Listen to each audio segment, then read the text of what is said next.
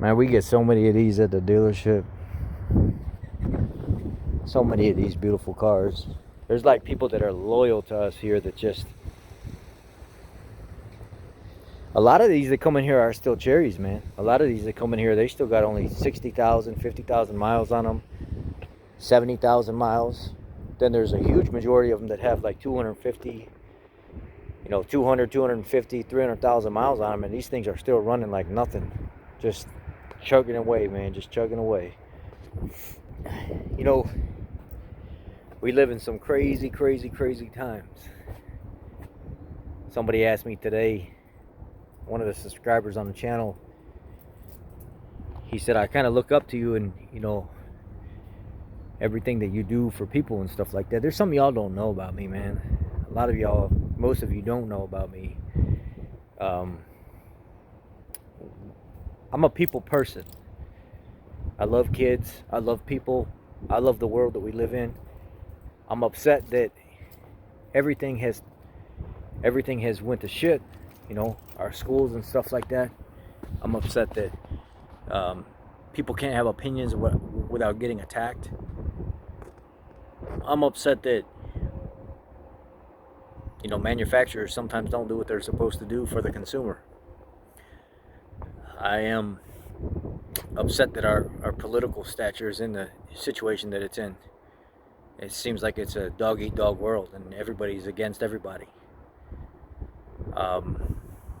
I'm more of a conservative than anything, but at the same time, there's a lot of shit that the conservatives have said, made promises and stuff like that, and not followed through with a lot of it.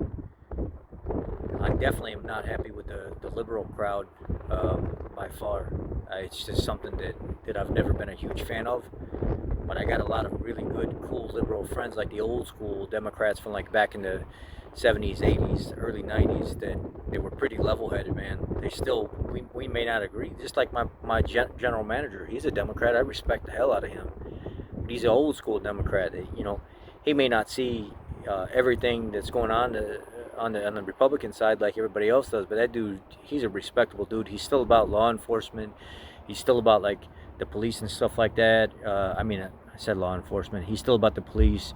He's still about the military. He's still about respecting this country. He's still about, doing what's right. He's still about, not handing things out and people working for everything. He grew up on the streets as well, in and out of trouble. I grew up on the north side of Chicago in a predominantly Indian neighborhood. And I went into foster care at 13 years old. The woman that I was living with almost my whole life, I thought she was my mother, but come to find out, she wasn't my mother.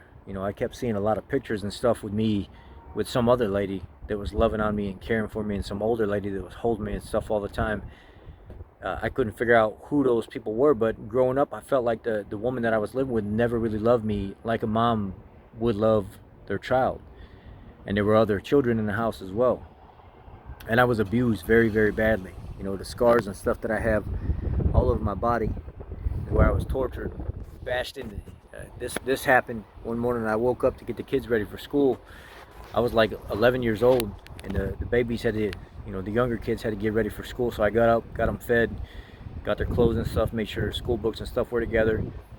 And I don't know what happened that morning, but something snapped with this woman. And I'm standing in the kitchen while I'm making their lunch, and she just came up behind me and just shoved my head right into the side of a countertop and split my head open. You can see everything that was inside my head. Never went to a doctor, packaged or bandaged it up with gauze and stuff like that. I got chunks of skin going out of my side where I've been stabbed, tased, locked in rooms for days on end with nothing but a bucket to shit and piss in, and nothing but water and bread to eat.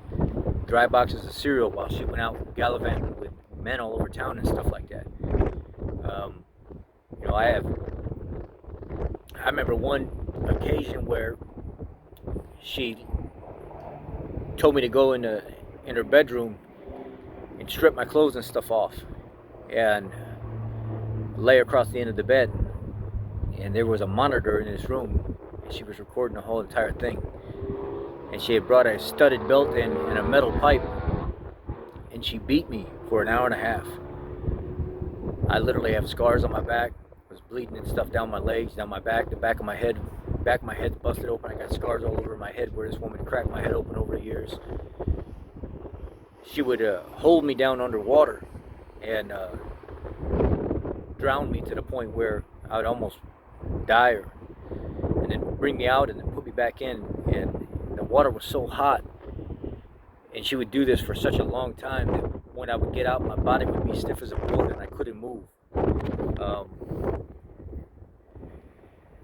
I was abused so badly that the neighbors and everybody in the neighborhood seen what was going on, and it called the police often, but the police would never do anything because there was never any real proof, and they were never let in the home. There's an article in the Chicago Tribune about me. If you just Google 13-year-old boy turns in parents drugs 1999, it's a whole article that pops up about my life and everything I kind of been through just briefly. It doesn't touch everything, but a lot of it. I went into foster care at 13 years old. I run away 5 times from my home, and I was homeless on the streets.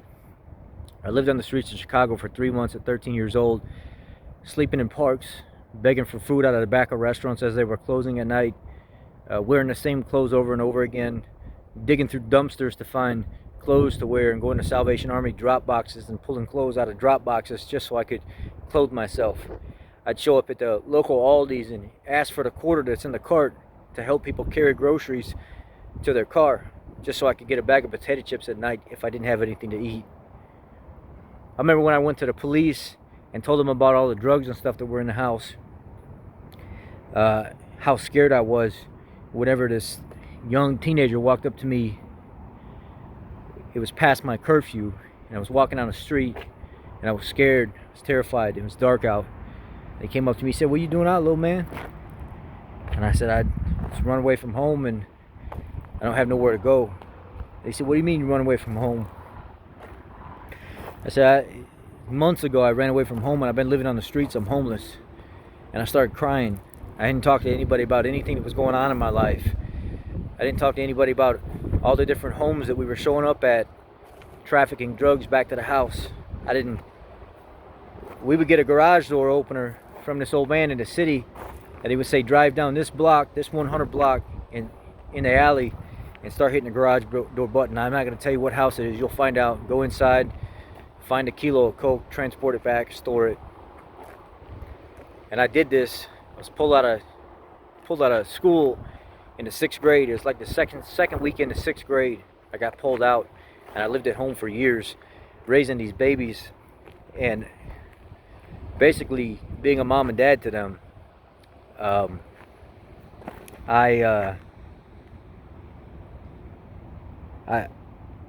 didn't know. I thought I was gonna die. I asked God, I don't know how many times, to just let me go, let her finally kill me. After all that she'd done to me and everything that I've been through. The shot caller, the right-hand man for the drug lord that they were transporting drugs for, which happened to be her grandfather, lived in the home with us. This old man at 72 years old is the one that got her pregnant at 28, 29, 30 years old. And he was a live-in to just basically keep oversight of what's going on with the operation.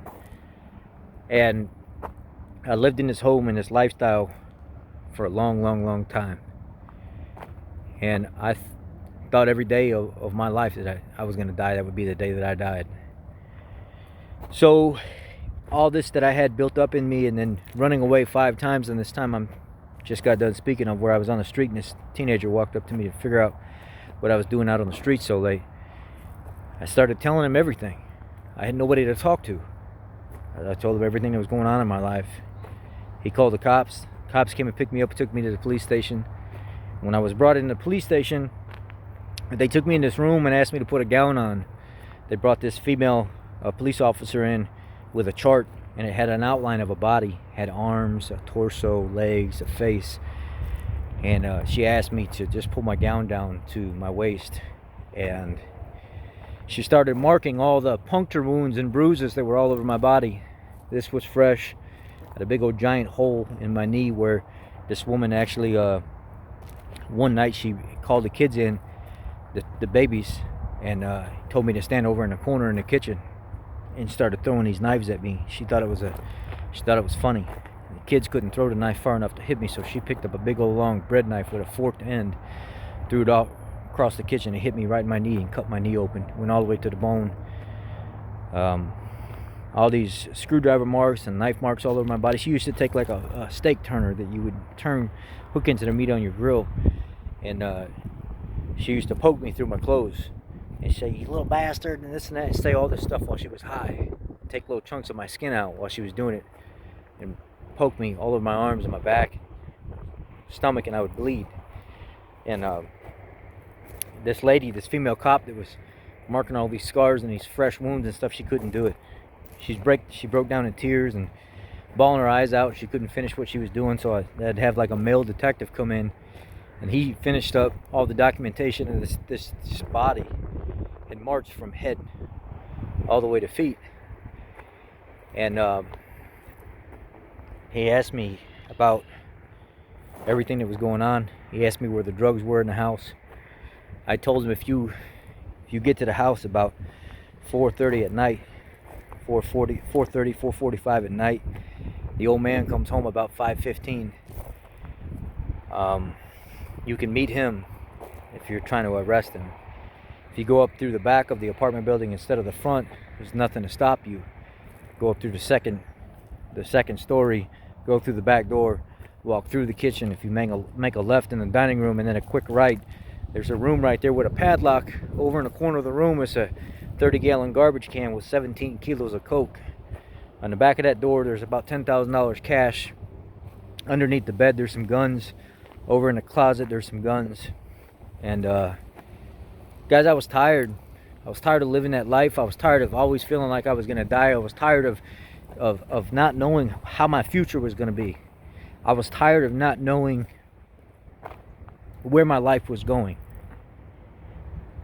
So the police went and arrested everybody, found all the drugs, everything else. It was like $4.5 million worth of cocaine. The Chicago Tribune, when they wrote the article up, they said something about 13 pounds. It wasn't 13 pounds. It was kilos. And it was like $250,000 worth of marijuana they found in these Christmas popcorn cans that were lined with plastic, and they were just full all the way to the top with marijuana. What they were doing back then is they would take house fragrance spray with chemicals, and they would spray it all down inside this weed and then wrap up the plastic and put the tops back on it. So when people come buy weed from them, not only are they buying this weed, but they're buying this stuff that's laced with chemicals that would screw up their brain and cause them to keep coming back because of this different, unnatural high. So I went into foster care at the age of 13. My first foster mother was Miss Gloria Jean Johnson, the south side of Chicago, no white people. I went to Hubbard Elementary School, and I was the only white boy going to an all-black school. I lived in an all-black neighborhood. I had only black friends. I had only black family. And eventually, after growing up in this community and seeing everything that was going on and all the people getting killed and my friends dying and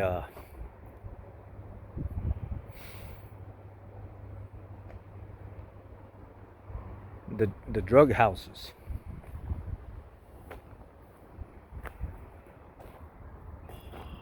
that were at each end of the block, and seeing the way these people were living,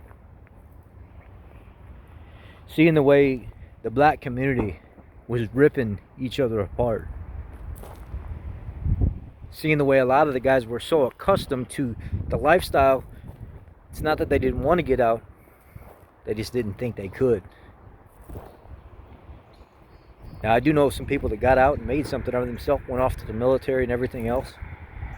Eventually, I would get moved out of that area to that's where I got in my first fight. The kid's name was Scooter. I'd never been in a fight before in my life.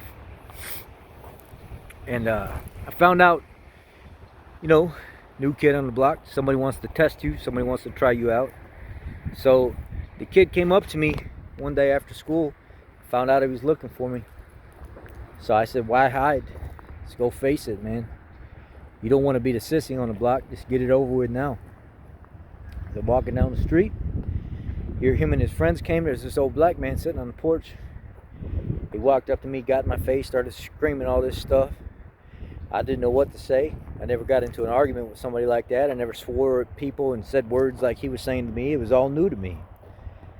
And this old black man came off the porch and he said, all right, if y'all are going to do this, your friends, get away. It's going to be a one-on-one fight.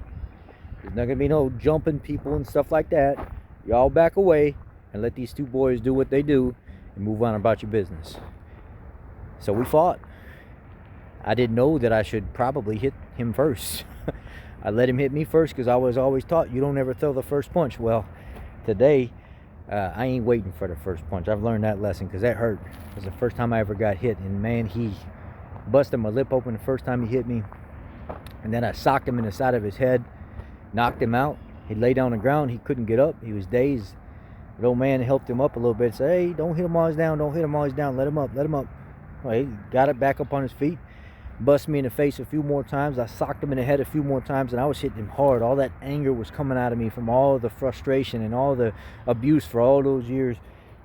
Knocked his ass out again. Laid on the ground, and the old man came up. Okay, you won the fight. You won the fight. That's it. Y'all don't need to kill each other. You fought. You did your thing. Now y'all go home. After that, me and him were the best of friends. Going over to each other's house, playing video games and stuff. Shooting basketball in the middle of the winter. Going and shoveling the snow off the basketball court. We became like two brothers. See, back then you used to be able to whoop each other's ass and move on about it and be friends. Now today, you get the best of somebody, they want to come shoot you, do something to your whole family and everything else. Times have changed, man. Times have changed. People aren't the same quality that they used to be anymore. People just... Anyway. I went from Miss Johnson's house to another house, another family that I call mom and dad as well, still to this day. So Miss Johnson is, I tell everybody she's my mom. You know, I know she's not my adopted mom, but that's my mom. I love her to death. And I went to another house, and another house, and another house, and they kept moving me. You get 9 foster homes later, from 13 to 17 years old, you've had enough. I asked to be emancipated out of the system. I became my own adult at 17 years old, but I was still covered by the state medical-wise until I was 21. And I lived on my own. I got a job at the Chicago Tribune, and then I got a job as a janitor at the YMCA. I worked 2 jobs. I bought a car. Then I went and worked construction. I was blowing cellulose insulation for a company out of Limestone, Illinois. Brian St. Aubin was my boss. Innovative Installation. I would run a crew of Hispanic guys to all the different homes and stuff like that whenever I made it up to the like a crew leader type spot, and I would prep these new homes for insulation. And then we would go blow, you know, dry attics, wet walls and stuff like that. And then eventually I moved on from that at 19 years old to pouring concrete, roofing, and then I wanted to go to the military. I quit my job at the Chicago Tribune. Still never quit that job because it was a late night job. It was actually you go at 1 o'clock in the morning, download all the subscribers for the area, get rid of the people that don't want to subscribe to the paper anymore, and then I eventually ran a crew of 13 people. I was their supervisor at 19 years old. I was making about $1,000 a week. I had a couple cars, financially stable. I took everything that happened to me and I turned it into something positive. I did get into street racing and stuff. I got in a little bit of trouble. I served my community by going to do my community service hours at the college because I was always a pretty smart kid. So I went to the college and I served my community service hours there, and then even continued for months after that until I went to the military to be an assistant teacher there. I would teach math, just basic math and reading, some social studies stuff. I was already so advanced with everything that was going on. I dropped out of school because when I became my own adult at 17, I didn't want to go to school anymore, and I was having problems. The anger started kicking in. I started getting into a lot of fights. So I thought, just go to work. If you ain't gonna be in school, then you gotta work. There ain't no in between. There ain't no living off people and no assistance or anything like that. You gotta work. So I went to work. I worked 2 jobs. And I went back before the military and I got my GED, but I had some community service hours. I had to serve, I think, 80 community service hours for all the street racing that I was doing back at the time.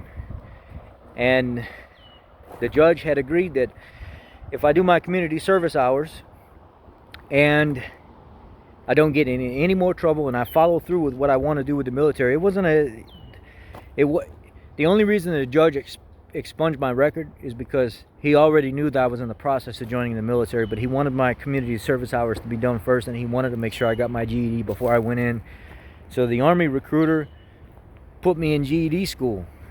And when I was going to the community college for GED school, they seen that I was so good with my school and stuff like that, I didn't need to be in GED school. The only reason I was there was because I had to get to that test, and you had to show so much time before they would actually give you the test. And she said, you know, I know you got community service hours and you're excellent with your schoolwork and stuff like that. Maybe you could go next door this afternoon and teach some of the students that are struggling with math. So I would go next door and I would teach them.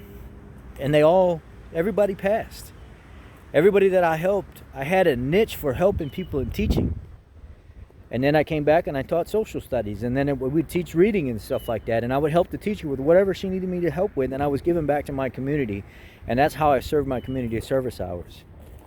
And then, you know, got my GED, went off to the military. As I was, when I came back from Iraq, I'd been, you know, single for 2 years, and I met a woman. It didn't work out. She used me for citizenship. I didn't know she wasn't a citizen until after we got married, because they don't check that stuff when you get married. And the military helped me make her a citizen before I ended up getting in trouble. And then she used me for everything. I lost like $27,000, and we were only married for about 1.5 years, and I got divorced. And then, you know, I just kept working, kept going to college and stuff after I got out of the military. Just kept pushing, driving. Almost 7 years of college total. Uncle Sam paid for most of it, and just not letting statistics rule my life. Not being a statistic to society. Knowing that I'm more valuable than what society tried to make me. Actually putting my foot down and saying, I'm going to be somebody. I'm not going to be somebody that's they expected me to be a drug dealer. They expected me to be an abuser. They expected me to be a user. They expected me to fail. They expected me to be a statistic of society, and I chose not to. I chose to go to the military. I chose to to get multiple jobs. I chose to not live off people, not be a statistic, and do the right thing and be a contributor to society in life. So when I talk about things from a realistic life standpoint, losing everything 4 times, I had a business, I had a mechanic shop for 1 year. And the guy that I was leasing the property and stuff from wanted more and more of my income, so I threw it all away and I went back to wrenching for somebody. You know, when I talk about life, I'm not talking about life from just some guy that has never experienced anything, because I've experienced it, y'all. And I still got a lot to learn. The shit that we see going on in the world today, it's fixable. We can fix this. We can come together and make this world a better place. But we can't do it with the administration that we have now. We cannot do it with the people that we have now. We can't do it with the people we had before. It has to be a conglomerate decision. It has to be all of us coming together that are fine. We have to get to a point where we're so tired of what's going on, or it's so bad that people want to change. We have to have so much catastrophe and chaos going on in the world for people to see how ignorant things are right now. Unfortunately, we're not there yet. I wish we were. I love everybody and I accept everybody, but there are some things that I'll never change in my life. I believe there's a man and a woman. I believe people can be whoever they want to be, and I'm not against those people. I'm not against they, he, she, them, they, here, alphabet soup people, whatever you want to call it. I'm not against any of that. I love people of all kinds, and I think people should be exactly who they want to be. But I also agree that you can't change science. You cannot change that a man is a man and a woman is a woman. At the end of the day, that's all it's going to be. Outside of that, you can identify as whoever you want, and I will respect you at that. But I'm never going to say that if a man was born a man and he identifies as a woman, that that's a woman. That is not something I agree with. I have morals and I have values and stuff. I've lived a life of hell. I've lost everything and I've come up. But one thing I can say in my life is I'll go to my grave believing in exactly what I believe in. I believe people can be better. I believe we can change. I believe eventually we will change. I believe in God. I was saved twice. The second time was in the middle of a war zone where I thought about taking my life multiple times.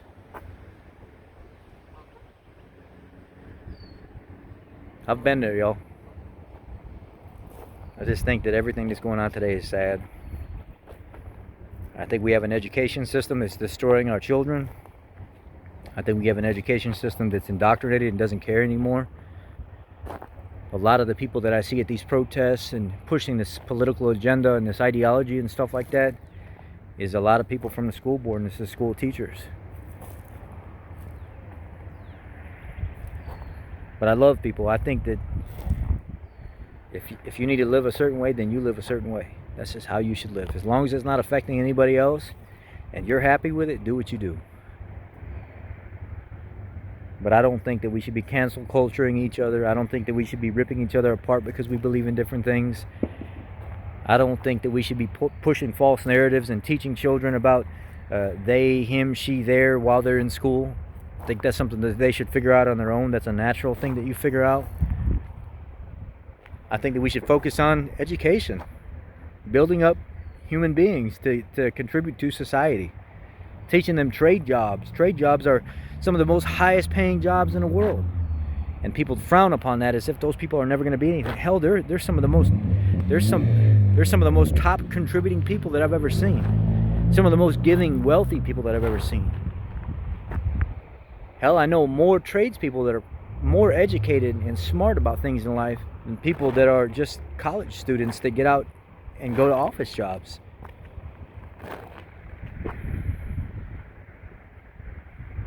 I might say too much and get myself in trouble, but I just wanted y'all to know a little bit more about me, what I believe in my life, and I'm a Second Amendment supporter. I believe everybody has the right to protect themselves.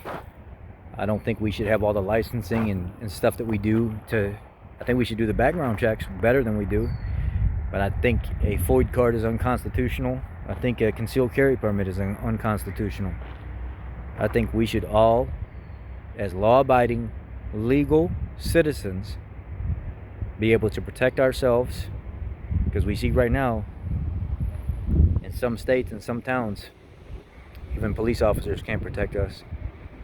I think police should be accountable for what they do wrong, but I also think that there should be some protection when people try to make them out to be the bad guy and that's all they could do is do what they did.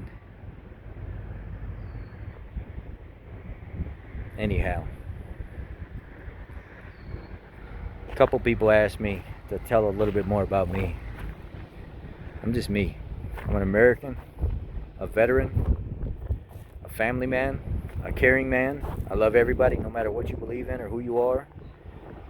If I saw a car flipped over on the side of the road that had F12 on the back of it, and ACAB, and